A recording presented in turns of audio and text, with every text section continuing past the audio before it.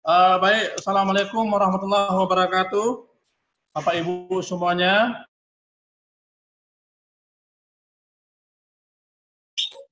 Waalaikumsalam warahmatullahi wabarakatuh.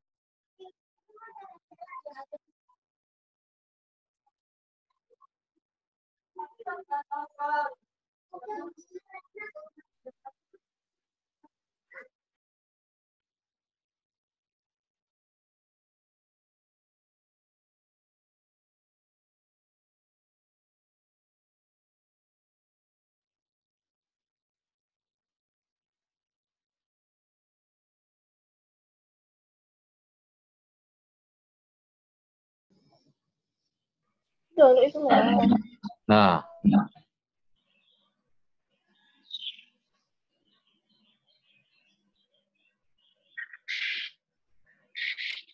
nggak ada suara. Ini webinar itu. Apa? Perlindungan tanaman. Mohon di-unmute dulu Bapak Ibu semuanya. Ya, baik. Terima kasih. Bersama kita telah hadir Bapak Kepala Balai, Bapak Dr. Rustam, SPMSI. Bersama ini juga kita telah hadir juga para narasumber. Yang pertama Bapak Sapri Edi, yang merupakan ahli ataupun peneliti di bidang hortikultura. Dan yang kedua nantinya bersama Ibu Desi Noviarti, SPMSI, merupakan peneliti bergerak di bidang pasca panen. Baik Bapak Ibu semuanya, mengingat waktu juga karena hari ini juga hari Jumat, kita langsung mulai. Namun sebelum kita mulai, saya akan memberikan sebuah pantun dulu ya untuk menyemangatkan kita semuanya. Biarkan kayu menjadi abu, abunya panas tak mati-mati. Selamat datang Bapak dan Ibu semuanya, tetap semangat meskipun di musim Covid ini.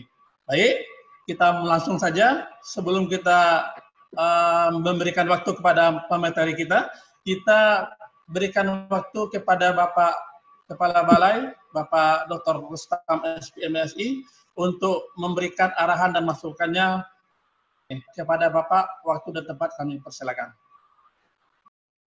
Ya, terima kasih Pak Endi. Bismillahirrahmanirrahim. Assalamualaikum warahmatullahi wabarakatuh. Bapak Ibu, teman-teman peserta seminar yang berbahagia. Terlebih dahulu, mari kita sama-sama mengucapkan puji dan syukur kehadirat Allah Subhanahu wa Ta'ala. Pada pagi ini, alhamdulillah kita masih bisa dipertemukan, walaupun hanya melalui media audiovisual secara online. Kemudian saat ini kita juga masih dalam suasana Lebaran. Dari BPTP Jambi kami mengucapkan minal aidin wa faizin, mohon maaf lahir dan batin. Bapak Ibu peserta seminar yang kami banggakan, kami dari BPTP Jambi mengemas seminar ini dalam bentuk berseri. Artinya seminar ini akan kami adakan beberapa kali dengan satu tema, yaitu menepis ancaman krisis pangan di masa pandemi COVID-19. Nah, saat ini dengan materi lebih ditekankan nanti kepada pemanfaatan lahan perkarangan dan pasca panennya, tentunya dengan pemateri yang kredibel. Kami nantinya berharap dari pemateri nanti bisa kita ambil beberapa ilmu pengetahuan, membuka wawasan kita untuk bisa nanti kita implementasikan dalam menjawab tema ini, yaitu menepis ancaman krisis pangan ini. Bapak Ibu yang kami hormati, tidak banyak mungkin yang kami sampaikan dalam pembukaan ini karena memang acaranya juga dikemas dalam 1 jam begitu ya. Kami dengan terselenggaranya acara ini kepada teman-teman ya dari bagian KSPP kerjasama dan pelayanan pengkajian. Tentunya sudah mempersiapkan, sudah memfasilitasi acara ini dengan kerja keras. Nah, tentunya kami berterima kasih sekali. Mudah-mudahan acara ini lancar, mulai dari saat ini adalah saat yang pertama, kemudian nanti ke seminar-seminar berikutnya. Tentunya nantinya dengan tema masuk kami dengan materi yang menarik lainnya. Demikian Pak Endi, terima kasih. Kami sudahi dengan mengucapkan Assalamualaikum warahmatullahi wabarakatuh. Waalaikumsalam warahmatullahi wabarakatuh. Terima kasih Bapak Kepala Balai telah memberikan masukan. Semoga apa yang diharapkan Bapak Kepala Balai bisa kita dapatkan dan kita peroleh nantinya. Amin ya Rabbil Alamin. Selanjutnya kita langsung saja untuk pemateri. Di sini ada 2 pemateri. Yang pertama itu adalah Bapak Sapri Edi, SP, dengan tema optimalisasi lahan pekarangan untuk kebutuhan pangan keluarga. Dan yang kedua nantinya bersama Ibu Desi Noviarti, SP MSI, dengan temanya mempertahankan nutrisi sayuran segar melalui penanganan pasca panen yang tepat. Baik, mengingat waktu juga, kami berikan waktu yang pertama untuk Bapak Sapri Edi selama 15 menit untuk memberikan materinya, dan nanti dilanjutkan dengan Ibu Desi Noviarti juga dengan waktu yang sama 15 menit. Kepada peserta, Bapak Ibu semuanya untuk dapat menyimak apa yang saya sampaikan, setelah itu baru kita lakukan sesi tanya jawab. Kepada Bapak Sapri Edi, waktu dan tempat kami persilakan. Bismillahirrahmanirrahim. Assalamualaikum warahmatullahi wabarakatuh. Terima kasih Pak Endi telah memberikan kesempatan untuk saya menyampaikan materi. Bapak Ibu dimanapun berada, selamat pagi, salam sejahtera buat kita semua. Mudah-mudahan materi yang akan saya sampaikan nanti bermanfaat untuk kita.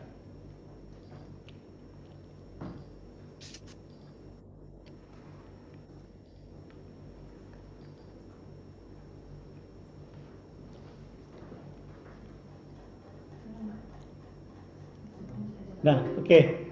Ini materi sistem pertama ini dengan materi judulnya optimalisasi lahan pekarangan untuk kebutuhan pangan keluarga di masa pandemi COVID-19. Di masa pandemi ini Bapak Ibu, sengaja kita angkat materi ini karena kita stay at home, tidak jauh dari rumah. Yang ada di rumah adalah lahan pekarangan. Nah, lahan pekarangan ini kita manfaatkan sehingga nanti bisa untuk sebagai lumbung pangan kita. Nah, ada beberapa kegiatan atau program yang terkait dengan pemanfaatan lahan pekarangan. Yang pertama ada model kawasan rumah pangan lestari atau KRPL. Ini KRPL sudah dimulai programnya sejak tahun 2010. Kemudian ada percepatan penganekaragaman konsumsi pangan atau P2KP. Kemudian ada program Perempuan Peduli Lingkungan atau PPL. Ada P2WKSS. Ada program Pola Hidup Bersih dan Sehat atau PHBS. Ada gerakan perempuan optimalisasi pekarangan, ada halaman asri teratur indah dan nyaman. Ini program artinya PKK. Ini Bapak Ibu mulai dari pusat, kemudian ke provinsi, kabupaten kota, kecamatan dan desa, sehingga artinya PKK ini ada di semua desa di setiap kabupaten. Kemudian ada pekarangan pangan lestari atau P2L. Nah, P2L ini adalah sama dengan KRPL yang dimulai P2L-nya sejak tahun 2020. Kemudian ada pertanian masuk sekolah, ini program dari Kementerian Pertanian, dimulai di akhir tahun 2019. Untuk Provinsi Jambi ada 2 sekolah, yang pertama Titentras, SMA Titentras, kemudian ada SMA Mancidikia. Kemudian ada Obor Pangan Lestari, ini semua Kementerian Pertanian, perkantoran Kementerian Pertanian, baik di provinsi, kabupaten kota sampai di BPP, dimanfaatkan dalam pekarangannya untuk penanaman tanaman. Kemudian ada Taman Agroinovasi atau Tagrinov. Nah, Bapak Ibu, ini semua kegiatan bermuara nanti ujung-ujungnya adalah meningkatkan gizi keluarga. Nah, kita batasi dulu apa itu pekarangan. Pekarangan adalah sebidang tanah di sekitar rumah yang mudah diusahakan dengan tujuan untuk meningkatkan pemenuhan gizi melalui perbaikan menu keluarga. Jadi pekarangan itu adalah di depan rumah, di samping kiri kanan dan di belakang gitu. Kemudian pekarangan sering juga orang sebut sebagai lumbung hidup, warung hidup, dan tanaman obat keluarga. Apa itu warung hidup? Warung hidup adalah warung yang jauh di sana yang kita pindahkan lokasinya ke lahan pekarangan kita. Jadi kebutuhan harian kita terhadap akan sayuran, terhadap bumbu-bumbu dapur ada di lahan pekarangan. Kemudian ada tanaman, ada lumbung hidup. Lumbung hidup ini adalah tanaman penghasil karbohidrat yang kita tanam, yang kita budidayakan di lahan pekarangan. Kemudian ada tanaman obat keluarga atau toga. Di samping tiga tanaman ini, tiga program ini, ada juga pada lahan yang luas nanti ada ternak dan juga ada ikan dan juga ada tanaman keras. Nah, Bapak Ibu, yang melatar belakangi kenapa harus kita pilih lahan pekarangan adalah yang pertama realisasi konsumsi masyarakat masih rendah untuk pemenuhan gizi, sehingga PPA kita masih rendah, Bapak. Kemudian kita ketahui bahwa alih fungsi lahan sangat tinggi sekali, kurang lebih 15% per tahunnya gitu. Lahan produktif beralih fungsi untuk lahan-lahan non pertanian, katakanlah untuk perkebunan, untuk perumahan, untuk jalan dan sebagainya. Kemudian potensi lahan pekarangan nasional ada 10,3 juta hektar atau 14% daripada lahan pertanian itu ada pada lahan pekarangan. Nah, kalau lahan pertanian ini kita olah, lahan pekarangan yang kita olah, sehingga kelangkaan terhadap sayur, terhadap bumbu-bumbu dapur tidak akan terjadi.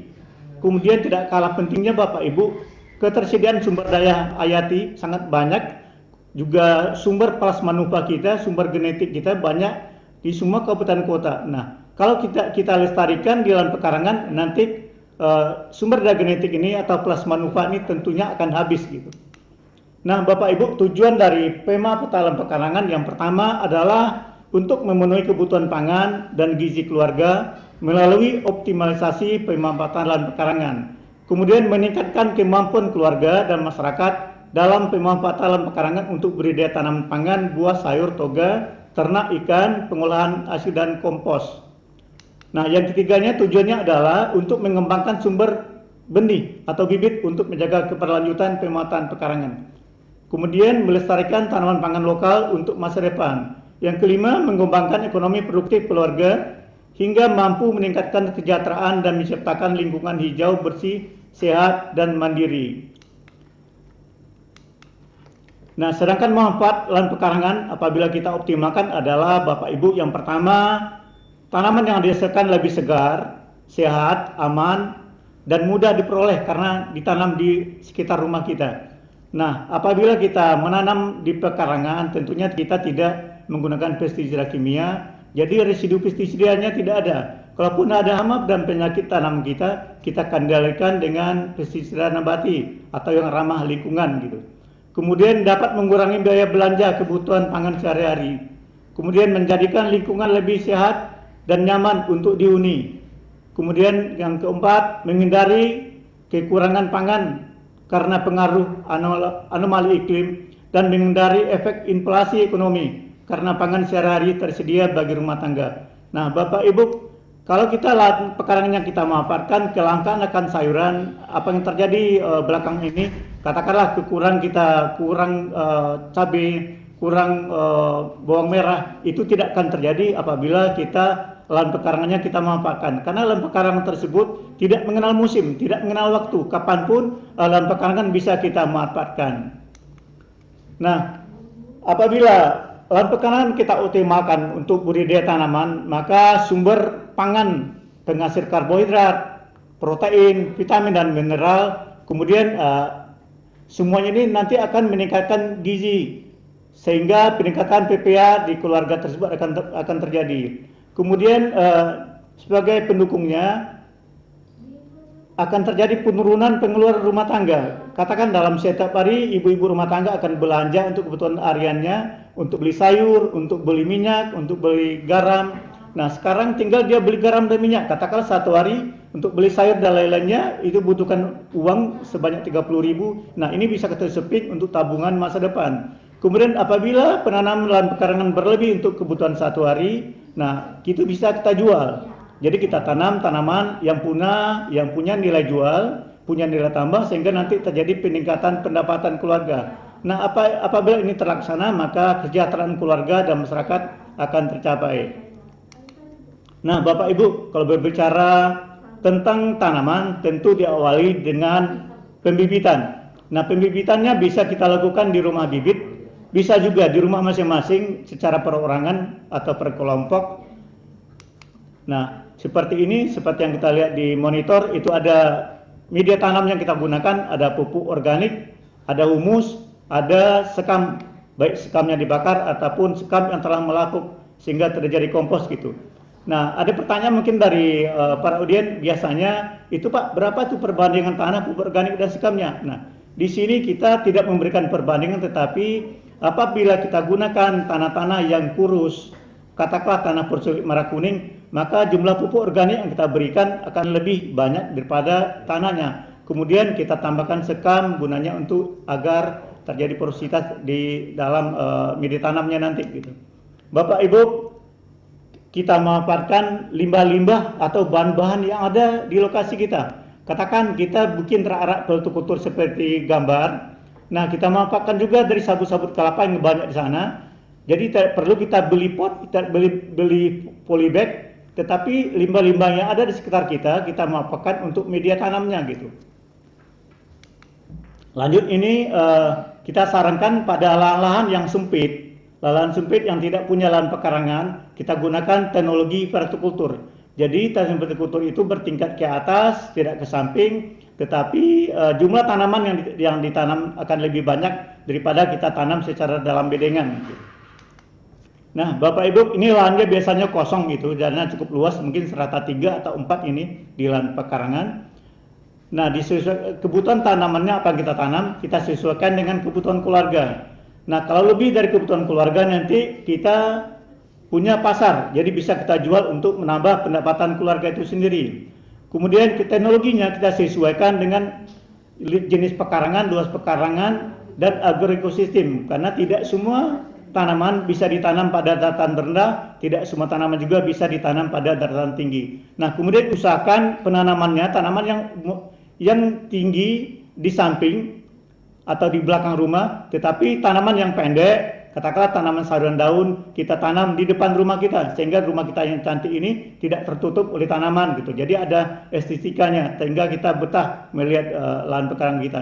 Nah, Bapak Ibu tidak perlu pakai genteng atau di tembok, cukup kita gunakan sabut kelapa untuk membuat bedengan. Fungsinya di sini di samping dia membatasi agar air atau pupuk organik tidak hanyut oleh air hujan. Juga pada saat hujan, nah air yang ada itu akan diserap oleh sabut kelapa, sehingga nanti pada saat kemarau, air yang ada ini bisa dimanfaatkan oleh tanaman.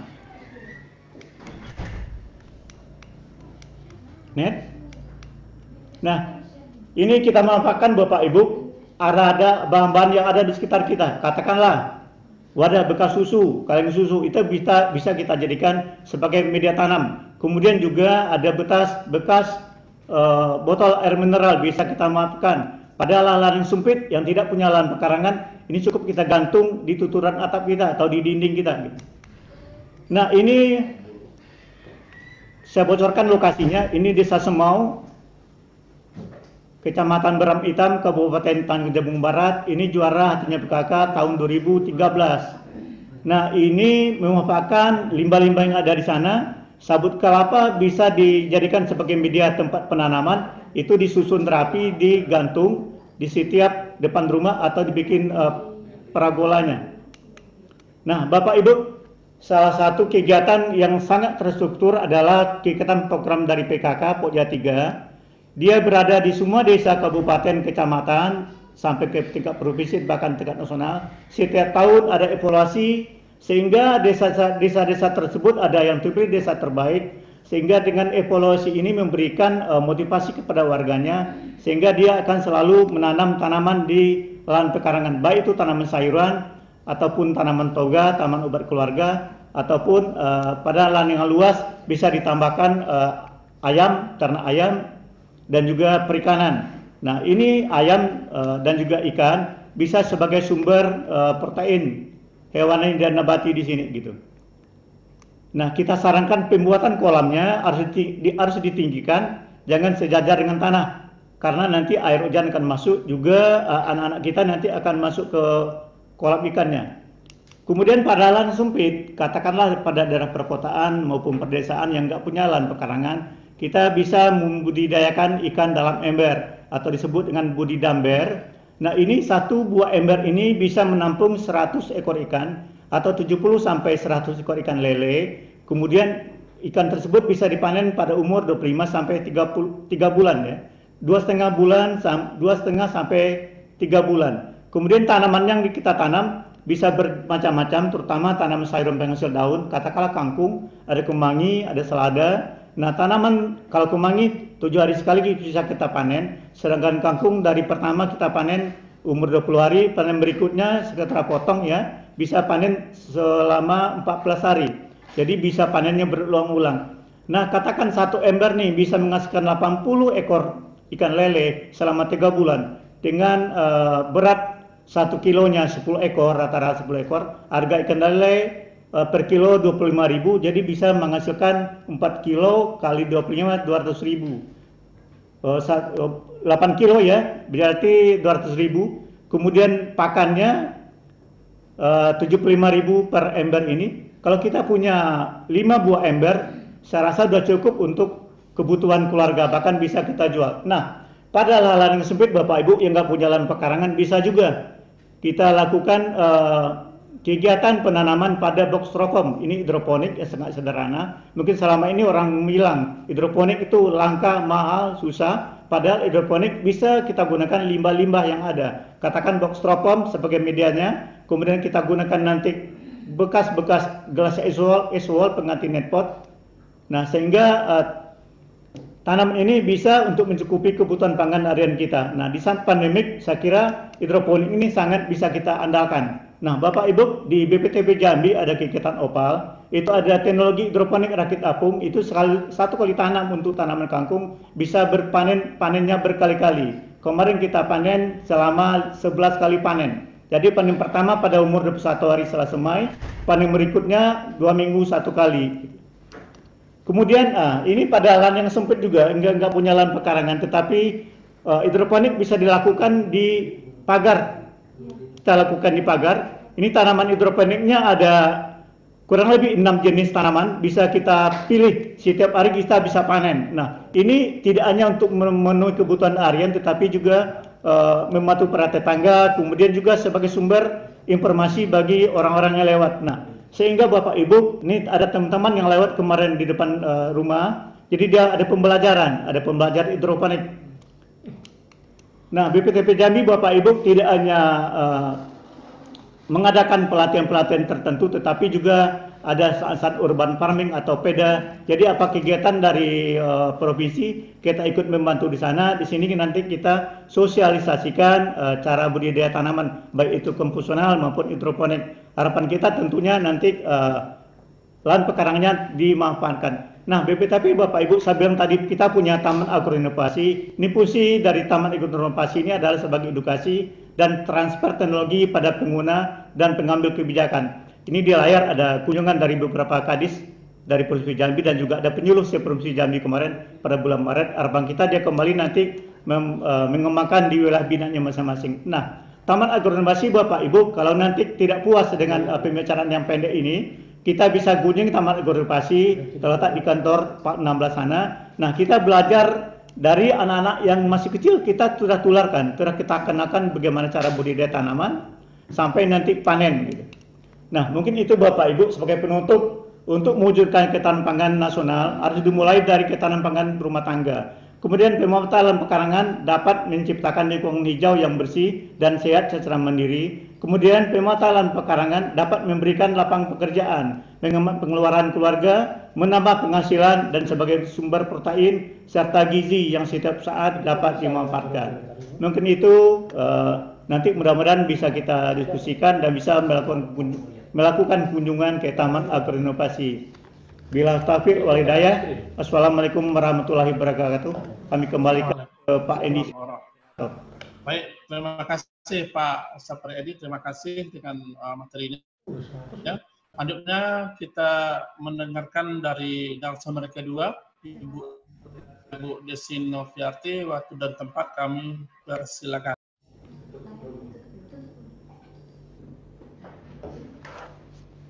belum ditutup jadi dia tahu banget. Pinjam dong itu ya.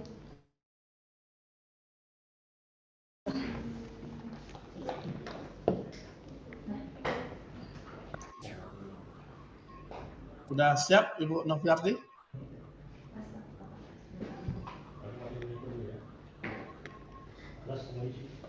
Karena gitu lah.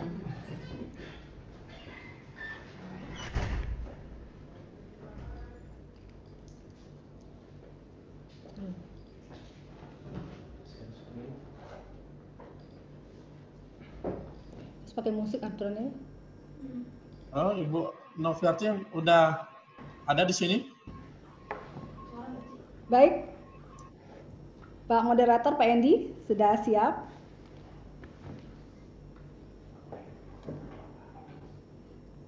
Silakan Bu. Baik. Mulai. Baik. Assalamualaikum warahmatullahi wabarakatuh. Alhamdulillah pada kesempatan kali ini kita bisa bertemu semua memang dengan cara secara virtual, dan tentunya fokus kita pada hari ini adalah berbagi kemudian saling menguatkan atas ilmu atau informasi yang kita dapatkan. Dan kesempatan kali ini kami diberikan kesempatan untuk mereview dan sharing secara kajian ataupun informasi terkait dengan penanganan pasca panen untuk produk segar. Nah, silakan panitia. Saya juga mengucapkan terima kasih pada panitia dan teman-teman semua yang telah berpartisipasi penuh dalam pelaksanaan webinar pada kali ini. Nah, partisipan atau peserta Ibu Bapak sekalian, semangat kita dalam menanam, semangat dalam bertanam tentu harus diikuti dan bahkan sama, bahkan bisa jadi lebih semangat mempertahankan hasil tanamnya. Karena bertanam tentu yang kita harapkan outputnya adalah produksi, hasil, dia memenuhi kebutuhan kita. Sementara setelah itu adalah apa yang kita tanam, kita harapkan baik bahan pangan itu, sayuran, buah-buahan, hari ini kita fokus sayuran, dia memberikan manfaat. Untuk apa? Untuk kesehatan. Nah, kebetulan pada hari ini, pada kondisi saat ini, tepat sekali berbicara tentang menanam, tentu ada hubungannya dengan gimana sih bertahan selama masa pandemi. Isu kita hari ini sama, Bapak sekalian.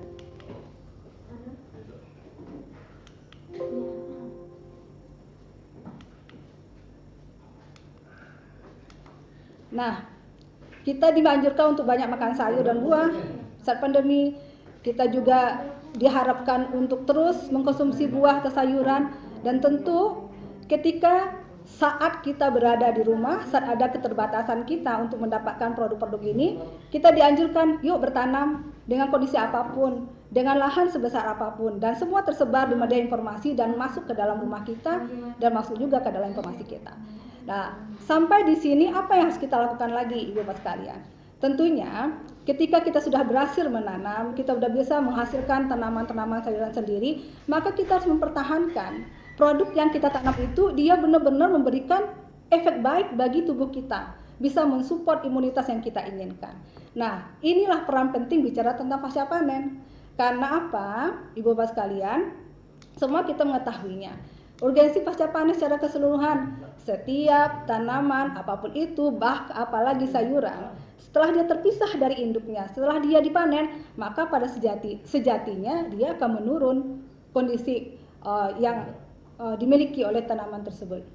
Maka kehilangan hasil dalam aspek ini adalah akan sangat tinggi apabila tidak ditangani secara baik. Dan tentunya ketika kehilangan hasil itu tinggi, kita juga akan melihat akan ada kerusakan yang terjadi hampir di setiap tahapan pasca panen tersebut.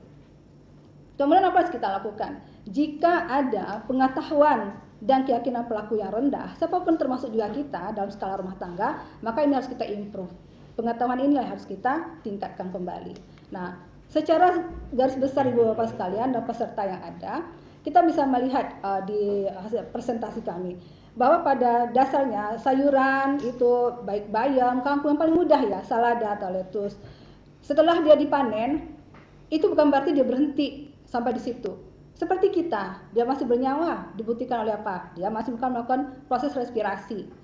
Otomatis dong, tanaman yang paling gampang rusak, mudah rusak karena dia selain dia melakukan respirasi terus-menerus sampai dia senescent, pembusukan, dia tentu juga terus melakukan transpirasi sebagai bentuk indikator awal tanaman ini sudah akan menuju pada kerusakan. Kita lihat Ibu Bapak sekalian, peserta sekalian, apa yang dialami oleh sayur ini setelah dia ditanam. Tentu kita tahu dong, kemungkinan dia akan terus berrespirasi dan akan ditandai dengan kelayuan pada akhirnya. Kemudian kadar air terus naik, terus akan berkurang karena penguapan terus keluar dari jaringan tanaman. Dikarenakan apa? Dikarenakan oleh beberapa pengaruh faktor lingkungan. Panas, kemudian faktor fisiologi tanaman itu sendiri dan karakternya dan seterusnya. Pada akhirnya si sayur kita ini yang sudah kita tanam begitu susah, yang sudah kita upaya begitu bahagianya, kita milikin, dia akan mudah sakit sama seperti kita. Kalau nggak kuat imunitas ya sakit karena tidak mampu beradaptasi dengan lingkungan. Dan akhirnya apa? Alih-alih kita mendapatkan manfaat dari yang kita tanam, mungkin kita cuma dapat senang saat kita bersuah foto di depan tanaman kita bahagia bidasyar. Tapi dia tidak optimal memberikan manfaat baik kepada kesehatan kita. Ya udah, akhirnya kebuang lagi. Nah, oleh karena itu peserta sekalian, penting bagi kita untuk mereview ini semua. Penanganan pasca panen, kita harus paham betul setelah dipetik, dia masih hidup, terus melakukan respirasi. Proses metabolisme tanaman itu berjalan begitu cepat, sampai dia menjadi membusuk. Banyak faktor yang menentukan itu. Kemudian, otomatis kalau bahan pangan kita dalam hal ini adalah sayur-sayuran itu mengalami kerusakan, yang mutu juga tidak bisa kita dapatkan secara optimal. Nah, apa quote-nya? Nah, jika produk sayuran tidak ditangani dengan tepat setelah panen, maka tentu mutu produk akan turun. Pasca panen tepat, dia akan mengoptimalkan manfaat gizi atau nutrisi sebagai sumber pangan dan lebihnya apa? Mampu menangani secara tepat, tidak hanya kita mendapatkan optimalisasi gizi dan manfaat baik dari bahan pangan tersebut, tapi kita juga punya peluang untuk memperpanjang umur simpan si sayuran tersebut dalam hal ini. Nah, Ibu Bapak sekalian peserta webinar virtual kita, hari ini siapa sih yang ingin terus-menerus belanja ke pasar, belanja ke warung untuk memenuhi kebutuhan sayuran atau buah? Tentu agak sangat sulit situasi pun setelah kita beradaptasi dengan situasi pandemi. Artinya apa? Keinginan dan kebiasaan habit kita untuk menyimpan dan berharap sayur ini bisa bertahan lebih panjang, lebih lama di penyimpanan kita, itu kita tumbuhkan. Nah, terus kita ngapain setelah itu? Nah, Ibu Bapak sekalian, jika kita berharap itu semua, maka kita harus concern dengan penanganan pasca panen. Malah jadi asik setelah menanam, kita praktekkan secara skala kecil, secara sederhana bagaimana melakukan tahapan pasca panen yang benar. Nah, dalam sayuran semuanya sama dan berbagai produk hortikultura yang lain. Tentu ada pemanenan. Kita harus konsen dengan bagaimana kita memanen. Setiap produk, bahkan sayuran tidak sama cara memanennya. Kemudian kita harus konsen dengan mengumpulkan. Setelah kita tarik dari medianya, tentu kita berharap itu sayur bukan jadi layu kan? Tapi sayur terus tetap segar sampai dia terhidang di meja kita. From farm to fork, itu yang kita harapkan. Segar saat di lahan, segar juga saat disantap. Nah, ini harus menjadi pemikiran. Maka pada saat pemanenan dengan memperhatikan karakter pangan yang kita panen, kemudian mengumpul dengan melindunginya dengan sinar matahari. Kenapa? Karena otomatis dia ditanam di lapangan, bertanam di halaman kita atau di kebun kita, maka dia akan terpapar dengan kondisi fisik di sekitar kita. Sinar matahari, biologi, fisiologi dan seterusnya. Maka lindungilah produk itu. Ya, nah kemudian pembersihan. Tentu dong saat sekarang pembersihan jadi concern bersama. Melakukan pembersihan tanam sayuran misalkan sebelum kita simpan, sebelum kita konsumsi. Sortasi memilah mana yang memang tidak baik, busuk atau buah tertentu ya udah kita buang atau tidak kita konsumsi. Nah, memang kalau untuk konsumsi untuk keperluan yang lebih besar, misalkan ada kelebihan kita menjual, tentu kita melihat ada value dari itu, maka kita grade karena tentu grade pengelompokan memberikan nilai lebih kepada kita. Nah, peserta sekalian, saya concern di bab pembersihan. Dulu sebelum pandemi kita abai, setelah membeli sayuran atau manen sayuran kita dengan cara baik, kemudian cukup kita potong-potong dan seterusnya, misalkan ibu rumah tangga, kemudian disimpan dalam pengemasan tertentu. Nah, nanti kita lihat bagaimana mengemasnya. Tapi sekarang tentu kita agak concern membersihkannya. Nah, di pembersihan ini setelah kita cutting dan seterusnya, ibu bapak sekalian bisa juga melakukan lebih dengan mencelupkannya ke disinfektan yang food grade, artinya aman untuk dikonsumsi, artinya dia tidak memberikan efek keburukan bagi kesehatan kita, baik dengan komersil, dengan distributor komersil untuk pangan, ataupun juga bisa dengan klorin dengan beberapa konsentrasi tertentu selama 5 detik saja sudah cukup. Nah, sampai di sini Bapak Ibu sekalian, apa yang kita lakukan? Pengemasan dong. Pengemasan kenapa? Karena kita berharap sayuran ini bisa bertahan lebih lama, bisa disimpan, bisa menjadi lebih bersih, kemudian suatu masa kita bisa menggunakan. Nah, selanjutnya, nah, secara umum kita akan melihat memang sayuran sudah kita tanam dan setelah kita panen, dia otomatis secara sunatullahnya sudah pasti mengalami kerusakan. Karena alamiah seperti itu. Kerusakan fisik dikarenakan faktor fisik yang ada, mekanis, mikrobiologis, kemudian biologis dan kerusakan kimia. Nah, kerusakan pada sayur daun umumnya adalah dia mudah memar, patah, dan juga ada faktor mikrobiologis lainnya, respirasi yang sangat tinggi tidak bisa diabaikan. Ada satu catatan penting dalam penanganan pasca panen bahwa setiap manusia siapapun kita tidak akan mampu menghentikan kerusakan ini, tapi kita hanya bisa menahan sedikit saja dan berharap dia bertahan lebih lama. Gitu. Dan bahkan setiap produk sayur-sayuran, buah dan semua tanaman tidak ada yang satu memiliki persis kondisi yang sama di jaringannya, bahkan satu pohon sekalipun. Maka kita harus hati-hati dalam penanganan pasca panen. Nah, pada poin ini saya mengatakan yang kita harapkan dari sayur tentu dia memberikan banyak vitamin dan mineral dan gizi untuk kesehatan kita yang termetabolisme baik dalam tubuh kita. Yang paling mudah terjadi kerusakan pada produk sayur ini adalah dari warna hijau, dia tidak hijau lagi. Dari dia segar, dia tidak segar lagi. Dari dia tegar, dia sudah tidak tegar lagi. Di antaranya adalah perubahan dikarenakan faktor fisik, maka jadi perubahan kimia. Nah, apa yang terjadi? Ada enzim-enzim yang mudah sekali terpapar, yang mudah sekali mengalami perubahan dengan faktor lingkungan, sinar matahari dan seterusnya. Nah, enzim paling penting pada sayuran hijau daun ada yang kita sebut sebagai klorofilasa.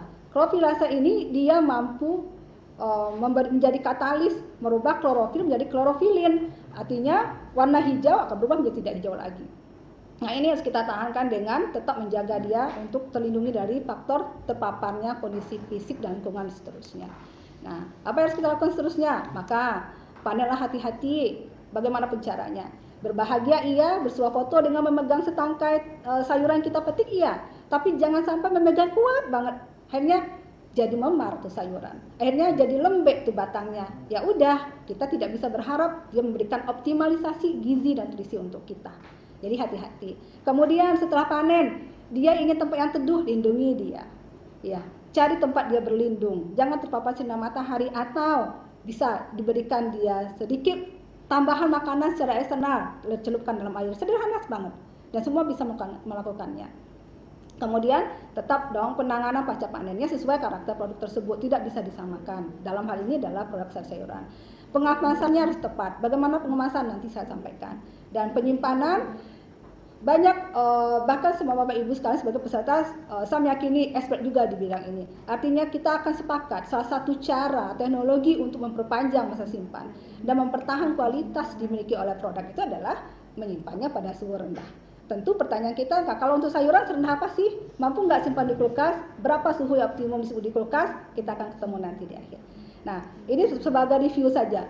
Kemungkinan yang rusak di lapangan untuk tanaman-tanaman sayuran prapanen, pangkal batang mungkin kita temukan, ya. Ada ulat-ulat daun. Kemudian ada serangga dan seterusnya. Nah, ini kerusakan pada bahan pangan, terutama sayur-sayuran.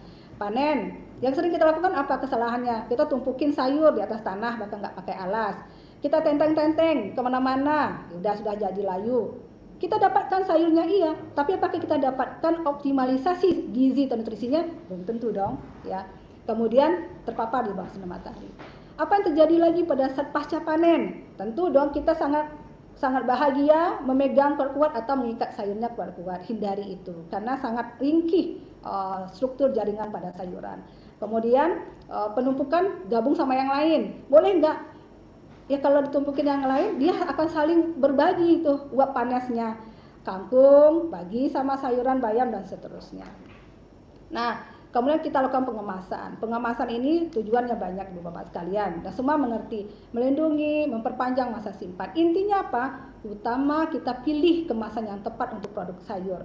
Nah, pada umumnya secara general produk sayur kita lakukan pengemasan dengan menggunakan plastik, polietilen atau PP. Gimana sih bentuknya? Ya, polietilen atau PP rata-rata dia transparan, plastik, warna bening yang rata-rata mudah kita dapatkan. Ibu-ibu bisa melakukannya, mendapatkan dengan mudah. Kalau bahasa umumnya kantong plastik ya, kresek dan seterusnya bisa digunakan. Dan ini yang kita lakukan Ibu sekalian. Ini contoh-contoh saja. Penyimpanan sangat penting bagi kita untuk jadi stok, karena kita tidak bisa mendapatkan secara terus-menerus misalkan. Karena tujuannya dia bisa menekan kegiatan enzim pada suhu yang tepat, kemudian menjaga kesegaran dan memperpanjang masa simpan. Banyak rekomendasi hasil penelitian kajian tentang ini. Di antaranya untuk tanaman sayuran misalnya spinach atau bayam, kemudian juga ada sawi dan seterusnya. Setidaknya kita bisa menyimpannya dalam suhu dingin dengan ketentuan-ketentuan yang seperti di presentasi kami berikut. Kami bisa disimpan dalam kondisi suhu, kalau kulkas kita di antara 5 derajat Celcius, dia bisa bertahan lebih lama, 2-3 minggu untuk lettuce dan seterusnya. Nah, Ibu Bapak sekalian, nah ini yang bisa kami awali perbincangan dan memperkuat ilmu pengetahuan, pemahaman peserta sekalian terkait dengan pasca panen.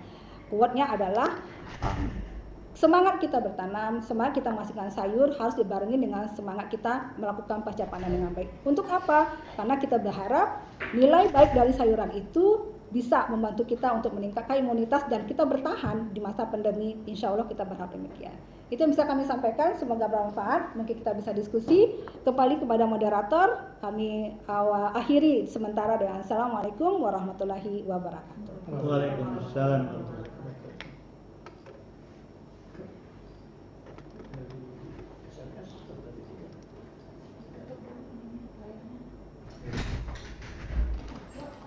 Waalaikumsalam warahmatullahi wabarakatuh. Terima kasih Ibu Desi Noviarti dengan materinya yang luar biasa, terutama bagi ya selain ibu-ibu, bapak-bapak juga akan menerima materi yang luar biasa untuk membantu ibu-ibunya di rumah di masa COVID pandemi sekarang ini.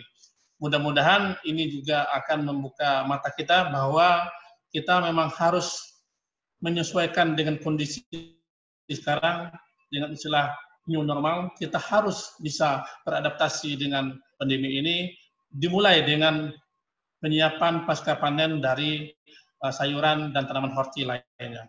Baik Bapak Ibu semuanya, selanjutnya kita sudah memasuki sesi berikutnya, yaitunya sesi pertanyaan atau diskusi, di mana tadi sudah disampaikan juga di ruang Zoom chat bahwa Bapak Ibu tolong menyebutkan namanya, instansi ataupun profesinya sebagai apa, dan ditujukan kemana pertanyaan tersebut, dan terakhir langsung to the point, pertanyaannya apa kepada narasumber yang telah kita siapkan.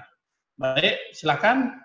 Kalau kita buka untuk sesi pertama, 3 penanya di ruangan Zoom dulu. Kalau memang ada yang ingin bertanya, silakan raise hand atau angkat tangan sehingga nanti kita bisa memberikan waktu pada Bapak Ibu untuk bertanya. Silakan.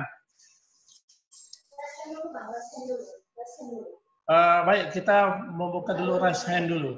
Baik, di raise hand dulu. Silakan Bapak Ibu untuk melakukan raise hand-nya. Agus, Pak. Ada? Ya. Muhammad Agustomo. Ya, siap. Untuk pertanyaan pada Pak Edi, Ya, ini sudah saya sampaikan di chat ini ya. Satu, apakah ada konfirmasi hasil penelitian atau pengembangan lebih lanjut untuk penyediaan bahan pangan berbasis karbohidrat ya, yang untuk pangan, untuk pekarangan.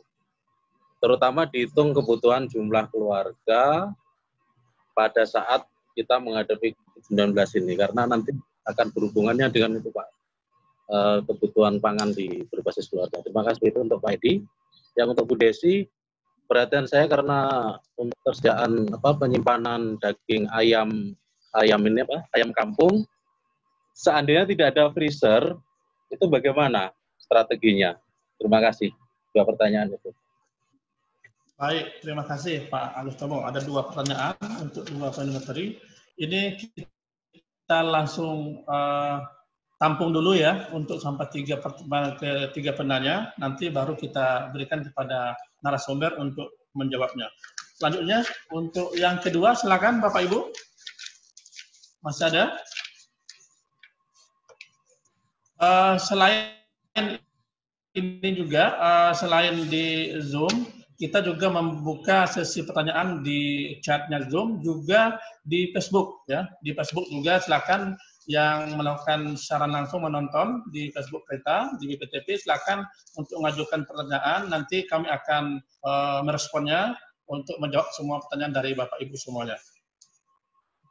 Kalau di sessionnya ini di ruangan grupnya chatnya Zoom ini juga ada beberapa pertanyaan yang harus kita jawab bersama.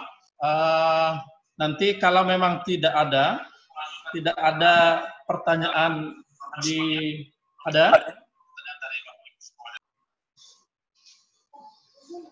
ya di Bu Junaita Nambela ya. Halo, ada? Baik, kalau sementara kita berikan waktu untuk Pak Sapriedi sama Ibu Desi Noviarti untuk menjawab dulu pertanyaan dari Bapak Muhammad Teguh tadi, di mana yang pertanyaan pertama untuk Pak Sapriedi, sudah adakah kebutuhan atau penghitungan kebutuhan bahan pangan yang ada di perkerangan sehingga bisa memenuhi kebutuhan di perumahan itu sendiri, bagaimana cara penghitungannya? Dan Ibu Desi Noviarti, bagaimana cara untuk penanganan daging ayam kampung seandainya di rumah tidak ada dimilikinya ataupun freezer yang tidak dimiliki di rumah? Bagaimana cara penanganannya? Kepada Ibu dan Bapak narasumber, silakan untuk menjawab terlebih dulu sambil menunggu kita pertanyaan dari Bapak Ibu yang lainnya. Silakan. Oke, terima kasih Pak Muhammad Teguh. Pertanyaan tadi, apakah ada hasil penelitian lebih lanjut untuk kebutuhan keluarga, berapa kebutuhan akan sayurnya gitu. Pak Teguh, sebetulnya program KRPL, sejak adanya program KRPL pada tahun 2010, kita telah mengkaji berapa sih kebutuhan satu keluarga terhadap sayur. Nah, tentu juga tergantung kepada jumlah keluarga dari suatu kakak tersebut gitu. Nah, ini sejalan apa yang ditanyakan oleh Pak Wahidin Sasongko melalui chat itu. Beliau bertanya bagaimana cara BPTP untuk memasarkan hasil dari pemetaan lahan pekarangan. Nah, jadi kelebihan daripada hasil dari pemetaan lahan pekarangan ini, biasanya Bapak Ibu, untuk kita semua, pada suatu kawasan, katakanlah suatu kawasan desa atau kelurahan atau KWT. Nah, dalam suatu KWT itu selalu kita buat kelembagaan. Jadi ada kelembagaannya, ada bidang sarana, ada bidang produksi, nanti ada bidang pemasaran. Nah, jadi sisa-sisa dari kelebihan daripada kebutuhan keluarga akan dikumpulkan oleh bidang pemasaran, nanti akan dipasarkan. Nah, akan dipasarkan bisa melalui warung terdekat atau juga melalui pasar terdekat seperti itu. Jadi ada suatu orang yang kita tetapkan, kita tunjuk melalui kesepakatan rembuk desa atau KWT. Nah, nanti beliau yang memasarkan seperti itu. Nah, jadi Pak Muhammad Teguh, untuk kebutuhan keluarga ini tentu apa yang saya bilang tadi tergantung kepada jumlah keluarganya gitu. Seperti itu Pak. Belum ada kajian yang konkret, tetapi kajian terhadap berapa sih biaya suatu pemataan pekarangan pada suatu rumah, itu tergantung juga stratanya, sedang, kecil, atau menengah, atau luas gitu. Nah, kisaran produksi kemarin kita coba data, itu satu musim tanam bisa menghasilkan 250 sampai 500 ribu keuntungan per kakak atau per rumah satu kali musim tanam seperti itu. Setelah kita keluarkan biaya saprodi dan lain sebagainya. Mungkin itu Pak Endi, silakan Pak Endi.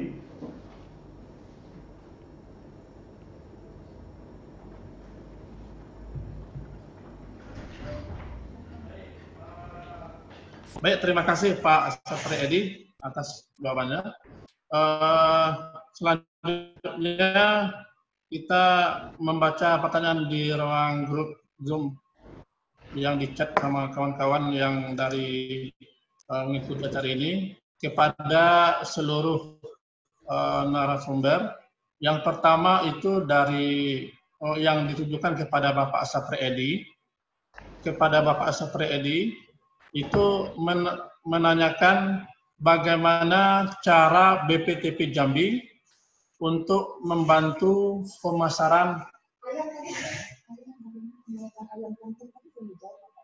Hah? Oh ya. Oh maaf sebelumnya tadi ada pertanyaan yang belum dijawab oleh Ibu Desi Noviati.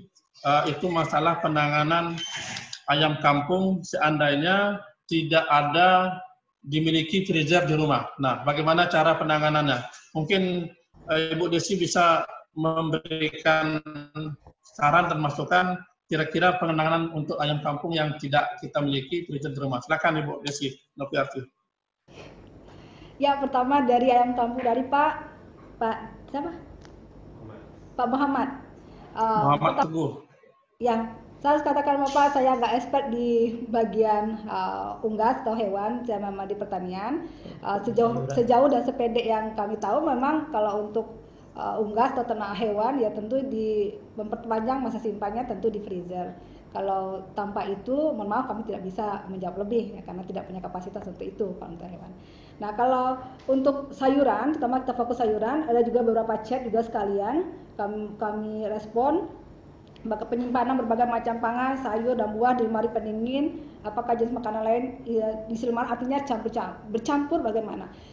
Yang menjadi kendala skala rumah tangga adalah pertama adalah itu terbaik bagi kita mempertahankan nutrisi atau gizi bisa dengan suhu rendah.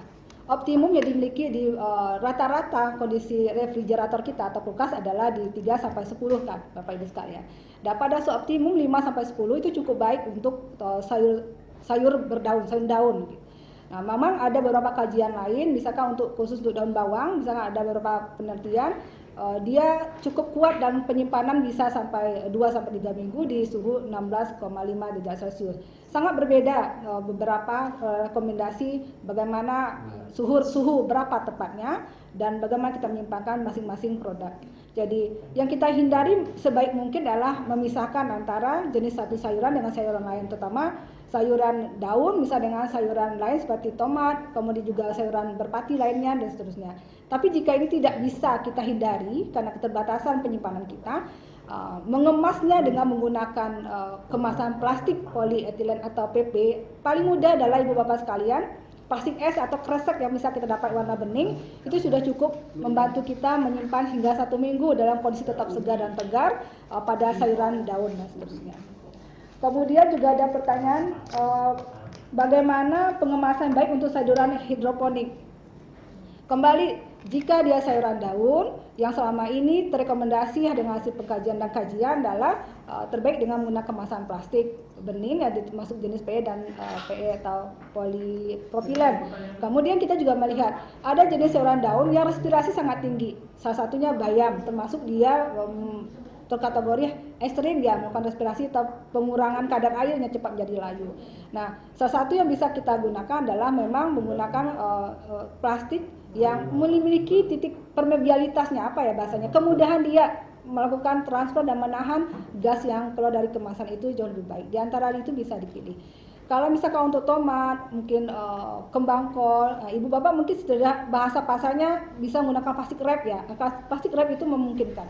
Karena misalnya untuk kembang kol dia respirasi membungkus dengan menggunakan pertanyaan aja lagi.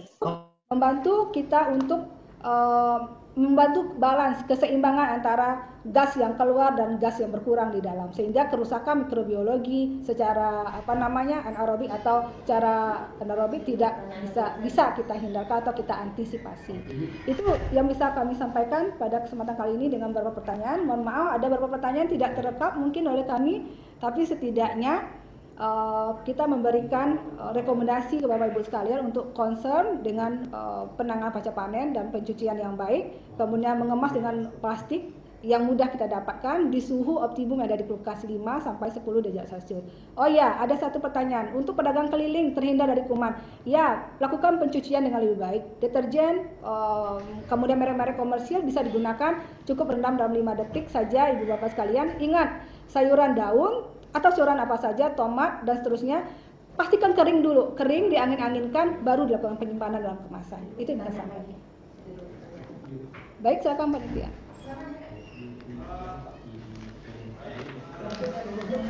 Baik, terima kasih Ibu Desi Noviarti.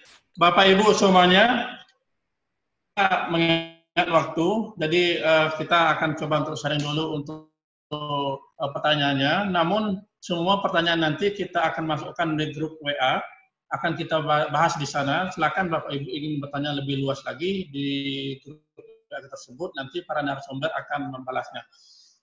Kita akan mengambil pertanyaan dari satu di ruang di Facebook.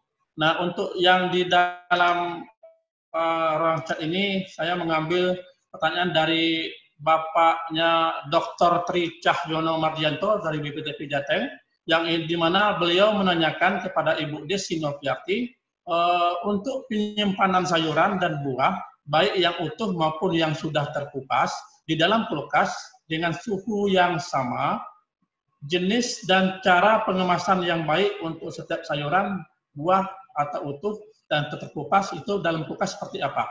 Jadi bagaimana cara pengemasan di dalam kulkas untuk buah dan sayuran yang baik terkelupas maupun yang masih utuh. Selanjutnya yang di dalam Bapak Sapri Edi itu menanyakan itu dari Pak Faisal Kurnia Harahap. Bapak Faisal Kurnia Harahap, instansinya dari BPTP Kepulauan Riau. Beliau menanyakan yang pertama, untuk bertanam sayur sekaligus budidaya lele dalam ember, berapa banyak bibit lele yang dibutuhkan untuk satu ember? Yang kedua, apa perlu penambahan nutrisi untuk tanaman, apa cukup dengan pakan lele saja? Dan yang ketiga, untuk daerah panas, apa perlu dibuatkan naungan di bawah matahari langsung? Terima kasih. Kata itulah pertanyaan dari Pak Faisal Harahap. Nah, silakan Bapak Ibu narasumber, satu dari Jawa Tengah, satu dari Riau, kepada Bapak Sapri Edi dan Ibu Desi Noviarti, kami persilakan untuk menjawabnya.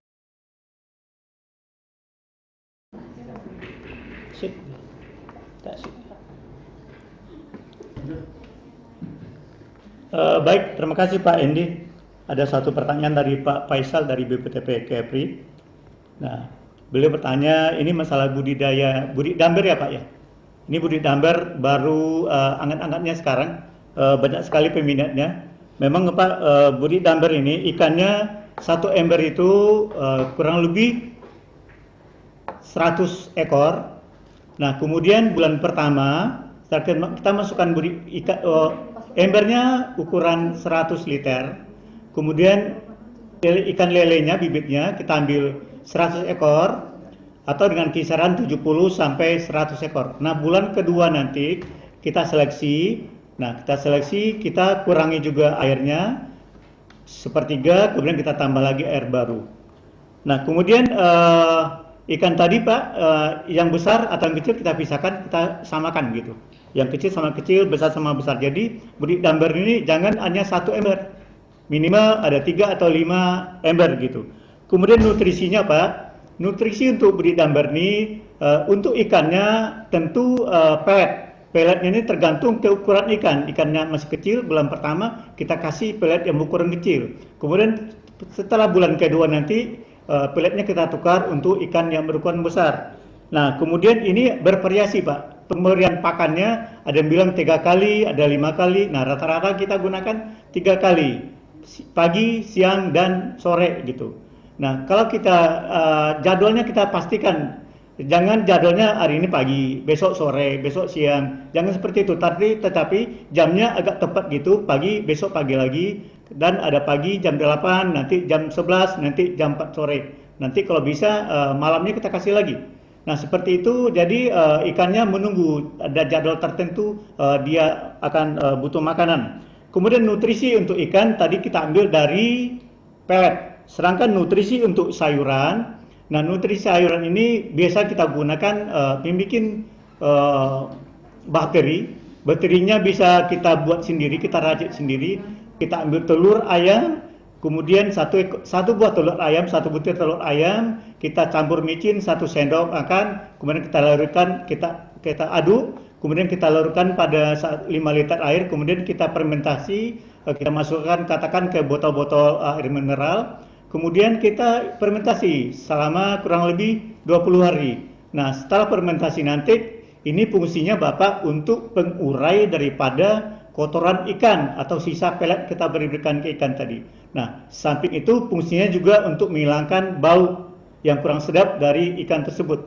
Nah, kemudian perlu nggak? Jadi Bapak sayurannya nutrisinya dari pakan ikan tadi, dari sisa dari kotoran ikan. Jadi nutrisi sayur tidak kita kasih abemik, tetapi adalah dari kotoran ikan tadi gitu, yang telah kita tambahkan dengan bakteri. Nah, bakteri ini bisa juga kita ganti dengan E4 perikanan, tetapi bagus kita buat sendiri. Nah, kemudian perlu nggak kita naungi pada darah panas? Ya, sangat perlu sekali Pak. Biasanya butuh sinar matahari pagi, kita kondisikan posisi embernya di cahaya yang kena cahaya matahari pagi, tetapi sorenya nanti tidak kena cahaya matahari. Mudah-mudahan cukup puas Pak. Kalau tidak puas nanti mana teman-teman, mana Bapak Ibu yang dekat dengan BPTB Jambi, silakan berkunjung ke Taman Agroinovasi. Di sana kita kupas habis dari awal sampai akhir seperti itu. Mungkin itu Pak Moderator, terima kasih.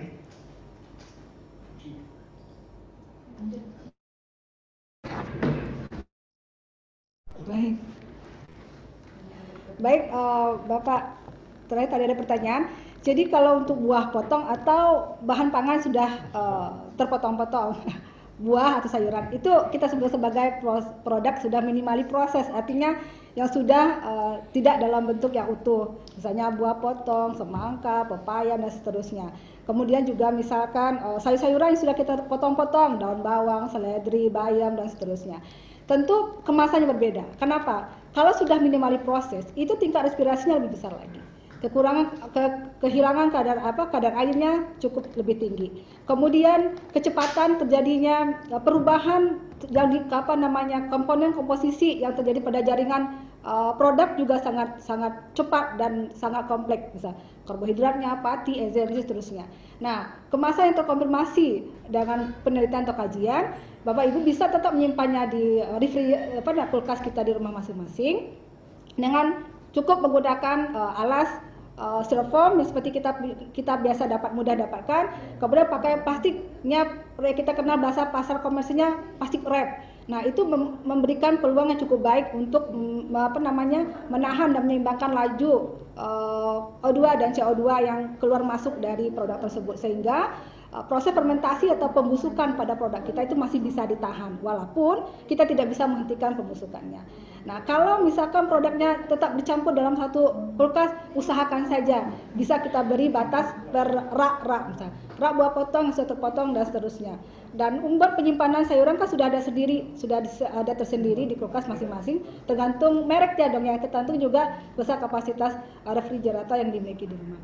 Itu Pak Moderator yang bisa kami respon pada kesempatan kali ini.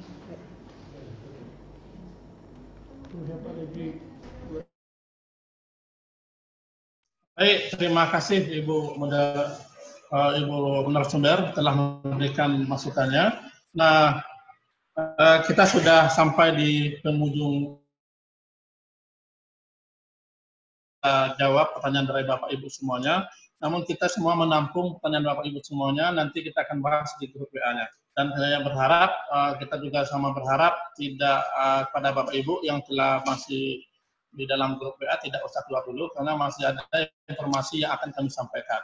Baik itu nantinya mengenai kuesioner yang harus Bapak Ibu isi beserta dengan sertifikat yang akan kami bagikan nantinya.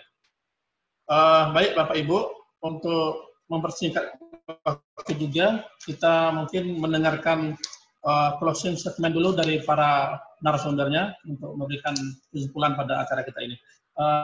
Kami berikan waktu 1 menit untuk Bapak Sapriyadi. Silakan Bapak untuk closing statement-nya. Oke, terima kasih atas waktunya Pak Moderator. Alhamdulillah setelah berakhir webinar kita pada hari ini. Materi yang saya bawakan barangkali secara teknis nggak tuntas, cuma kulik-kulik luarnya. Jadi untuk teman-teman, Bapak-Bapak, Ibu yang dekat dengan BPTP Jambi atau berada di Musi Jambi, silakan mengunjungi Taman Agroinovasi. Nah, bagi Bapak Ibu yang jauh, silakan hubungi saya via telepon. Silakan nanti Ibu Ike nanti akan kasih nomor telepon saya, atau di FB atau juga di Instagram. Mungkin itu yang dapat kami sampaikan. Kita kembali ke Bapak Moderator. Terima kasih, Pak. Terima kasih Pak Sapredi. Silakan Ibu Desi Noviati. Waktunya silakan.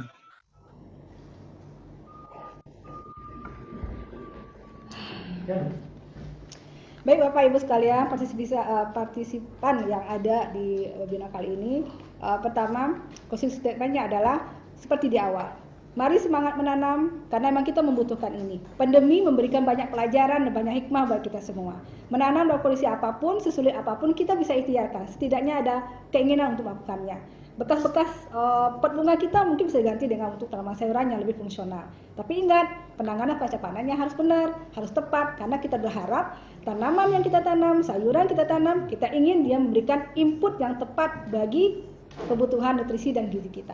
Itu saja, semoga kita bisa bertemu lain kesempatan, kita bisa lagi sama-sama mereview pemahaman kita tentang pasca panen. Intinya tanaman sudah dipanen bukan berarti dia berhenti di situ. Dia masih terus hidup sampai dia mengalami pembusukan.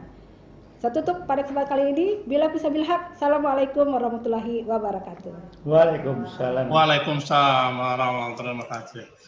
Terima kasih Ibu Desi Noviati, Bapak Ibu semuanya, bahwa untuk optimalisasi dan mempertahankan nutrisi sayuran segar sangat cocok untuk kondisi COVID sekarang ini.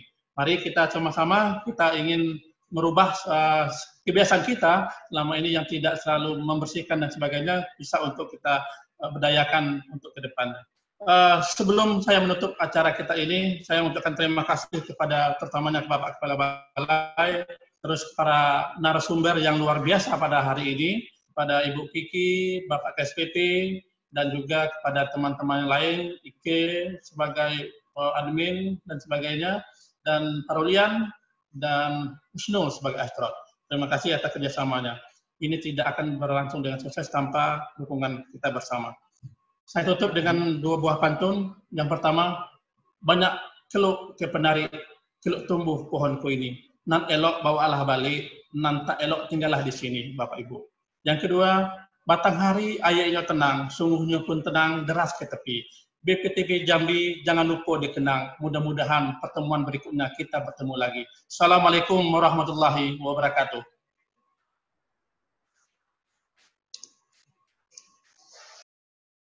Foto dulu. Enggak foto ya? Enggak di? Pas datang nggak foto dulu? Kau mau screenshot aja? Iya, screenshot. Ya, screenshot pesertanya. Thank you, Pak Saf. Ini nggak bisa dibesarkan, nak. Nak pulau. Dek, di mundur ya, Bapak. I would like to invite. Ya, kita foto bersama ya. Bapak Ibu, kita foto bersama. Tunggu dulu. Belum foto.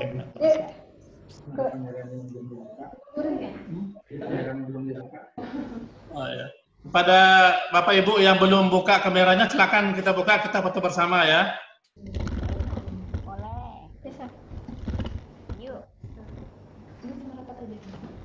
Makin ini ya.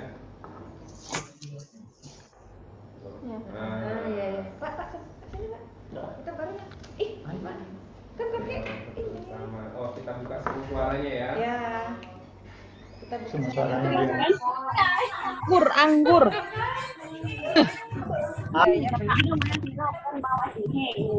Ada buku fotonya deh. Minal aidin, Bang. Semuanya. Aidin Bapak izin. Minal aidin Bapak izin. Maaf lahir batin. Selamat siang. Lahir batin. THR, Bang, THR. Terima kasih Terima materinya, kasih. sangat bermanfaat. Kaji Beng Beng.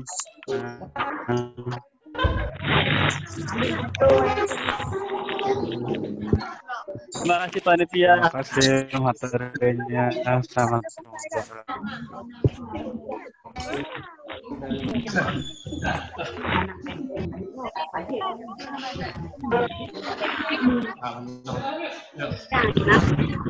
belum ya?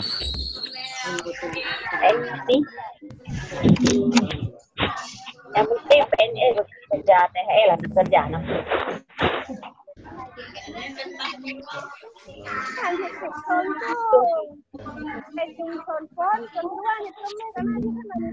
Kenapa belum?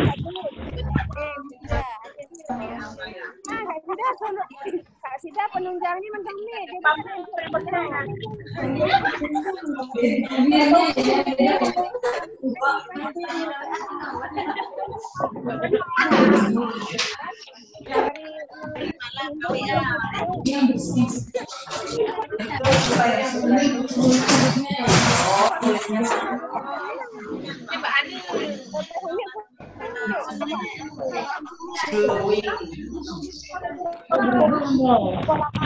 Dari aslinya.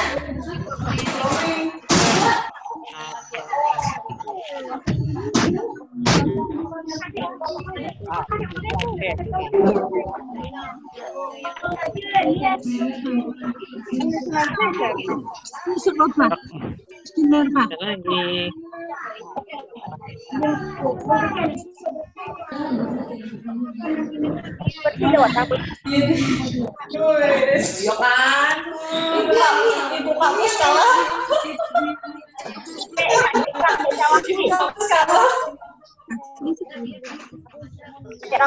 Pasti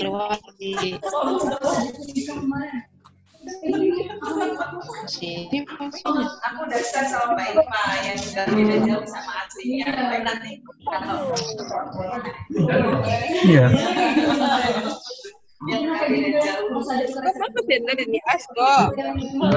Lalu nih.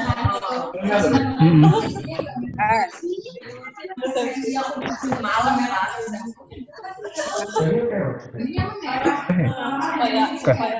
Ayo, Bang. Iya. Oke. Yuk perwakilan ini. Perwakilan. Perwakilan. Rata-rata.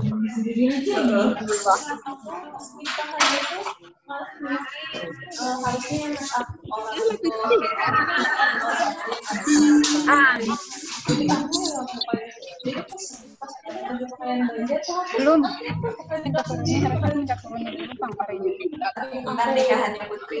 Jadi satu webinar kita akan mungkin kita juga kan Mbak. Itu saya ngerti ini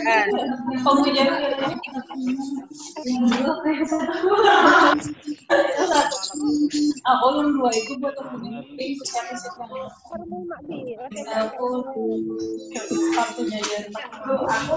beda di mata sama internet. Ya makanya nanti kalau ini sharing. Teman di sini aku sudah mengisi surveinya. Jauh kan bedanya kan dan jauh sama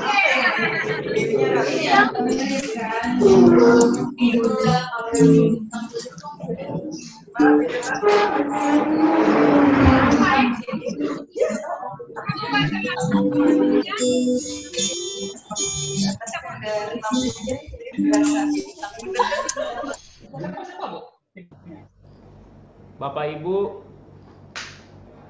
link IKM dan evaluasinya sudah ada di chat Zoom.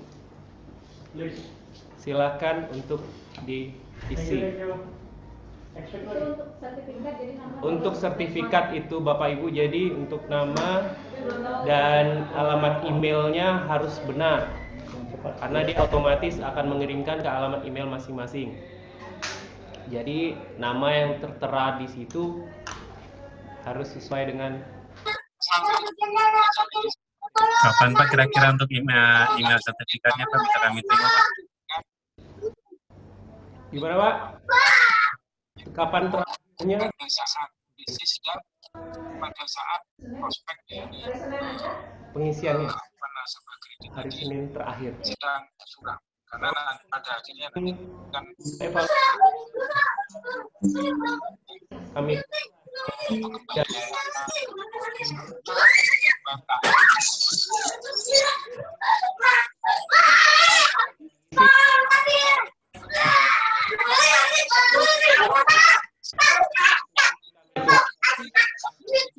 satu siang pastinya waktu Indonesia Barat ya Pak. Dari Papua tuh. Oke, silakan Bapak Ibu untuk meninggalkan room karena roomnya juga akan kita segera tutup. Terima kasih atas perhatiannya. Kami panitia mohon maaf atas segala kekurangannya. Assalamualaikum warahmatullahi wabarakatuh. Waalaikumsalam warahmatullahi wabarakatuh.